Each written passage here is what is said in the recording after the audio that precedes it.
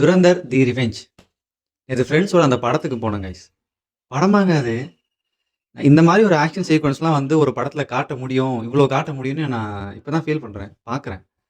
எனக்கு ரொம்ப புடிச்ச படம்னு பார்த்தீங்கன்னா, ஆக்ஷன் சீக்வன்ஸ்ல வந்துட்டு ஜான் விக் எனக்கு ரொம்ப பிடிக்கும். அது 4 பார்ட்டுமே எனக்கு அவ்வளோ ரசிச்சு பார்ப்பேன் நானு. ஏன்னா அதோட ஆக்ஷன் சீக்வன்ஸ்லாம் சூப்பரா இருக்கும். பயங்கரமா பண்ணியிருப்பாங்க.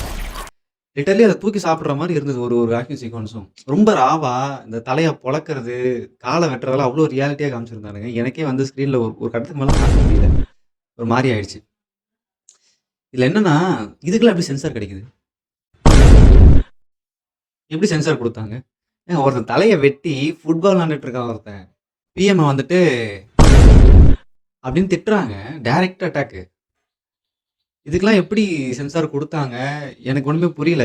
ஜனநாயகன்ல இது இப்போ துரேந்தர்ல இருக்கிற 100% ஆக்ஷன் சீக்வென்ஸ்ல 1% கூட ஜனநாயகன்ல இருக்க வாய்ப்பே இல்ல. 1% இருக்காது. அண்ணன போட்டு இப்படி அடிக்கிறீங்களாடா? எனிவே படம் 4 ஹவர்ஸ் கொஞ்சம் எந்த லேகுமே இல்ல. நல்லா தான் போச்சு. அண்ணன் படத்த சீக்கிரம் விடுவாங்கன்னு நம்புவோம்.